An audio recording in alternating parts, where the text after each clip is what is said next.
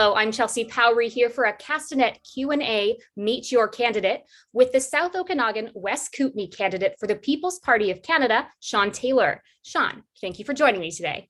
Hey, thanks for having me, Chelsea. It's good to meet you. Well, that's great. Let's start with the basic question. Briefly, why should you be chosen to be the representative for this riding? Well, I think it comes down to what are the priorities of the voters. As a People Party of Canada candidate, we're the only voice that's standing up against the vaccine passports and the lockdowns that are occurring right now. So if that is congruent with the way that you feel, and you feel that this gross government overreach that we've been experiencing for the last 18 months has been ineffective and we need a new approach, then I'm the only guy that's saying that. All the Liberals, the Conservatives, the NDP, and the Greens, they're all down with the vaccine passport and the lockdowns, and we are not. All right. Well, you would say that's your core issue, the vaccine passports and government overreach. Yeah. You know, I've been doing these forums, and I bring this issue up. No one wants to talk about it. They're all on the same page. I think if you're living in this country right now, that is the ballot box question. Do you believe that vaccine passports are going to be effective and that these continual lockdowns are helping our nation or not? It's that cut and dried. Like, we can talk about, Chelsea, look at where we're at. Okay, we're in the middle of a federal election.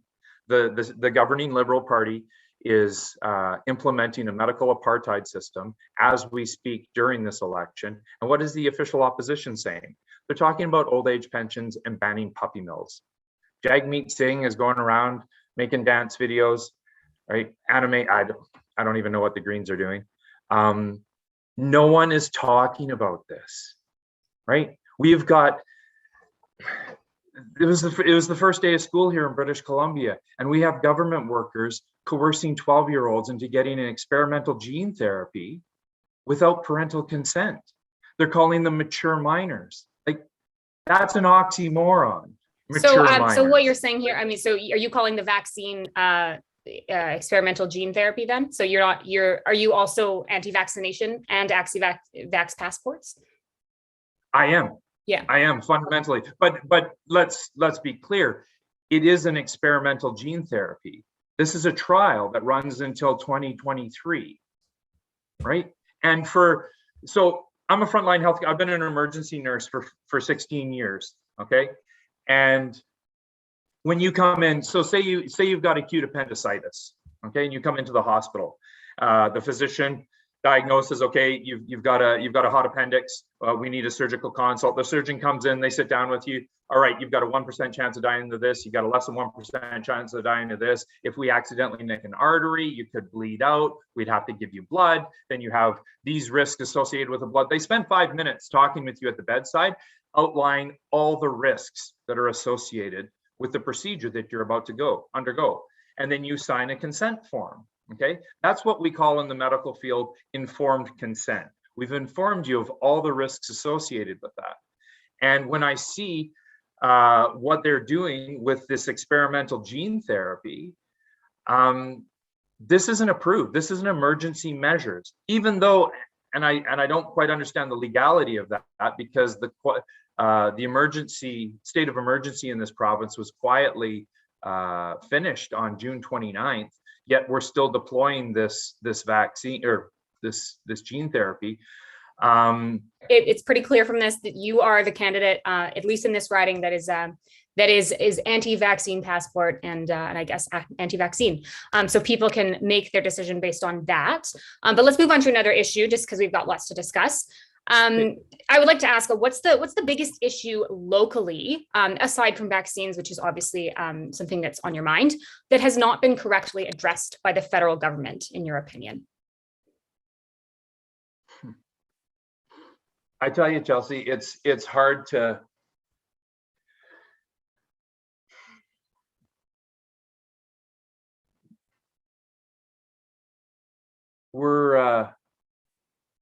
We're in a war right now, and the focus of my entire campaign has been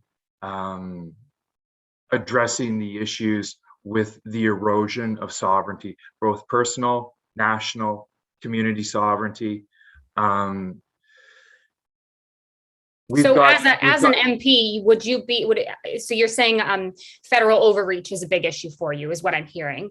So as an overreach, but you look at what's going on with these supranational organizations like the UN and their intrusion and the legislation that's being written up offshore and all these things that are being implemented here.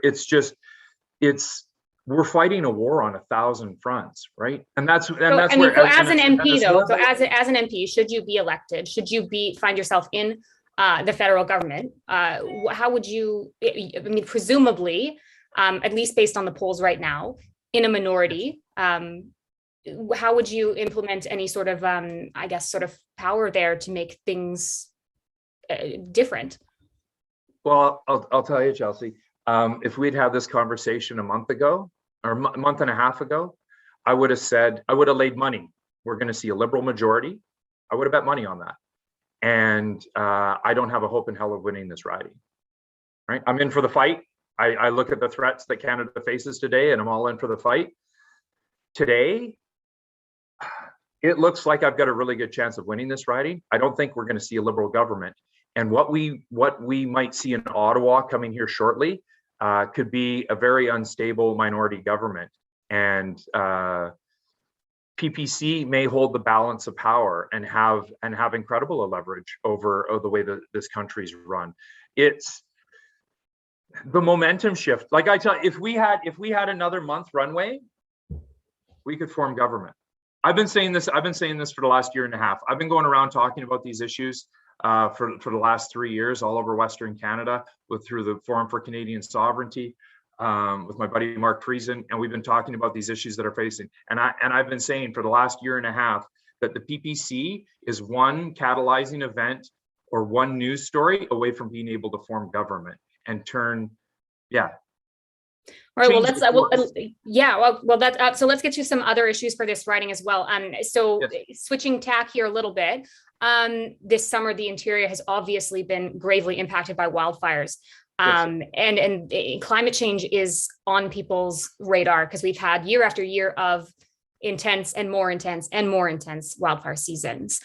So what should be better done to protect this area and its residents? Is climate change action part of your plan? No.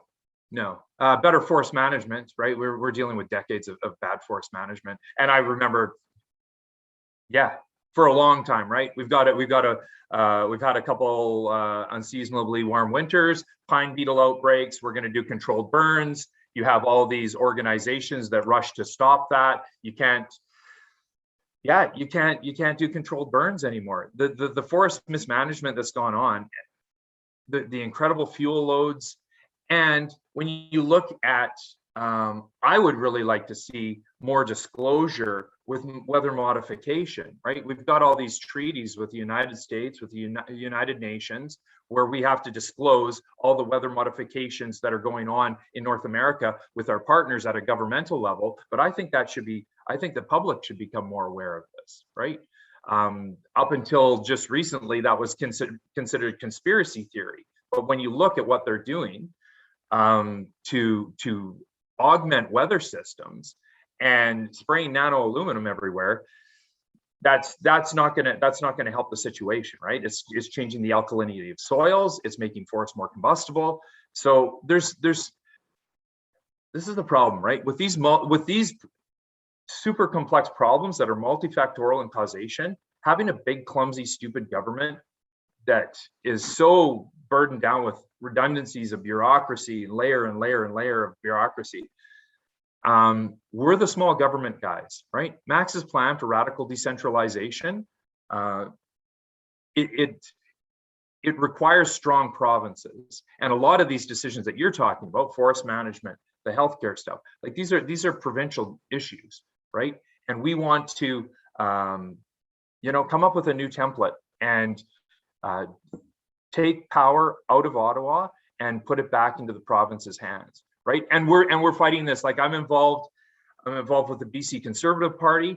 I'm involved with Carrie Simpson's 300k.ca. This is a problem from the federal to the municipal level in a country where, you've got $1 million houses everywhere, and a local farmer can't build a house on his property for his own kids because of zoning.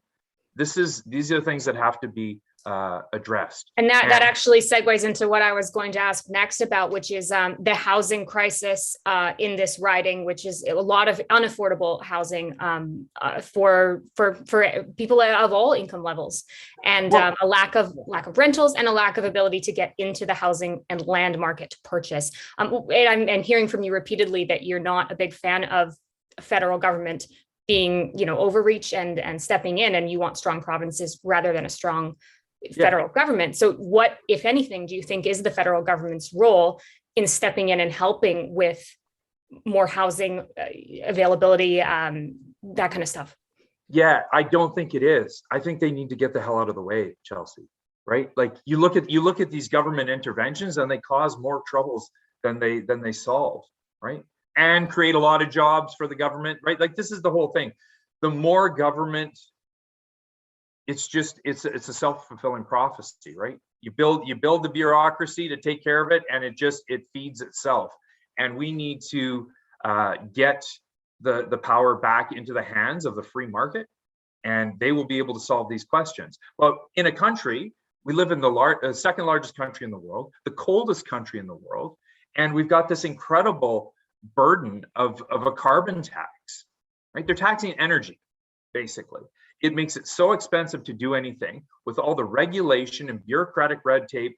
It costs an incredible amount of money before the first shovel hits the dirt, right? We need to get out of the way and let these things go. And again, a multifactorial problem. When we're bringing in over 350,000 new migrants every year, how can we not have a housing shortage, right? Especially with 40%, or approximately 40% of those immigrants going to Vancouver and Toronto, where we see the most acute housing shortage, right?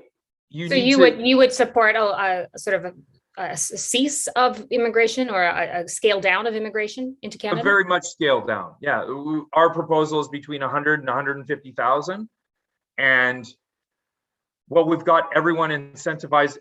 This is what I'm finding. So on the campaign trail a couple of days ago, I blew up my truck and I've been trying to get a new motor, and everywhere I go, it's like, we're so backlogged. People they can't even look at my truck until the end of October, because everyone's incentivized to stay at home and not work. There's like, we can't get employees. They can collect CERB and stay at home. And we need to get this country back to work, right? And the government answers throughout all of this has done nothing but hurt our economy. And look, I'm not going to lie, we're not saving the day here. You want someone to tell you everything's going to be okay and we got the answers for everything. You can look at the other parties, right? 35% of the world's wealth has been printed over the last little bit, right? The impacts of that are coming. Canada faces some real hardships, and we've got some difficulties on the horizon. I propose. So you're definitely not the warm and sunny fuzzy party, I guess would be the way. Well, I'd like to say that we're the realist party, right? Okay. We look at the mistakes that have been done over the last little while, and I believe that the interests of Canadians would be best suited with Canada First patriots in the House of Commons. Rather than, well, then that's the reason you're running for PPC, of course, that you support your party. Well, just finally here, one more issue that is very federal issue, rather than provincial in most cases. How do you plan to work with Indigenous communities in this riding? We have many, and address their needs and concerns. Okay, it's as I had a little talk in Nakusp, and this Native gentleman came up, and we had a really good conversation. And this kid was awake. He knew exactly what was going on, and he sees the hardships. And he said two things to me that really kind of struck a chord. now that Canada's getting a taste of what we've been having for quite some time, I have no empathy for you. And I have no hope. And I've been working with Native communities since I was a young man. I was a paramedic and I did air ambulance and worked in the fly-in reserves. And this is a thing that's been near and dear to my heart. And when I hear about, when I talk with the elders and they brag about the farms that used to be up there, and this reserve that I used to fly into all the time, Fox Lake, they had a horse breeding program that was second to none on the continent, and they had these thriving communities. And we look at the Great Society program brought about by Lyndon Johnson, and a lot of things echoed up here by Pierre Elliott Trudeau, and we threw money at them, and we've destroyed these communities. And there's a narrative going around of hate and oppression and all these things. I look at our Aboriginal communities, and don't get me wrong, they're not a monolithic block, right? Like there's some communities out there that are crushing right now and they're doing really good, but there's a lot that aren't. And I think we're dealing with a legacy of socialism. We've got this paternalistic Indian Act, which I think needs to be abolished and come up with a new relationship going forward. You're not allowed to own private property. You're on the government tit for absolutely everything. They tell you how to live. This is socialism, right? You want to look at what socialism, we've got shining examples from coast to coast in this nation. And it creates nothing but dependence and despair. And I'm so proud to be a part of the only party that is coming out and saying this. It's like, you know what? I know this is a political landmine, but we need to have a new relationship going forward. We need to get rid of the Indian Act. It's paternalistic and it's corrosive. And we're sending hundreds of millions of dollars to Africa to fight climate change when we can't even provide drinking water on our own reserves in this country in a day and age where you could go, right? We've got the technology. You could suck water out of a sewer and turn it into Evian, right? Like the way that we have handled this is a stain on our nation. Okay, we need a new relationship moving forward, and moving forward, we're going to need these guys on our side, right? This country faces incredible adversity ahead. The acts that we've seen play out over the last couple of years, there's going to be consequences to this. And I got to tell you, I'm excited to have that conversation. And I know there's a lot of other people too. And we're being fed a load of goods that is not true. And I know that there's animosity and racism exists. But I think when we start pulling together in the right direction, we can get through this. We live in a hell of a country, and when putting our minds to it, there's nothing we can't do.